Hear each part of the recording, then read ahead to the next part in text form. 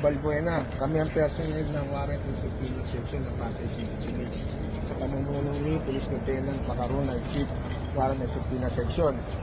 Kayo aming inaaresto sa bisa ng warrant of arrest na inihain ni Judge Alan Ariola ng MPC Branch 48 Pasay City sa kasong physical injuries. Kayo may karapatan manahimik, magsaulang kibot, magkaroon ng sarili mong pinagkakatiwala abogado. Slight physical injury. Ikaw may karapatan manahimik, magsaulang kibot, magkaroon ng sarili mong pinagkakatiwala ang abogado.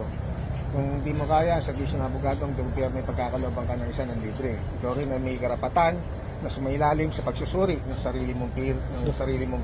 Hindi, kung ikaw ay walang kakayahan, ang gobyerno ay pagkakalob sa iyo ito muli. Lahat ng iyong sasabihin ay maaaring gamitin para o laban siya sa mga hukuman sa Pilipinas. Naiintindihan mo mga karapatang mo ito, sama ka sa amin, arestado. Sige po, ayusin po natin yan. Ano lang naman ito?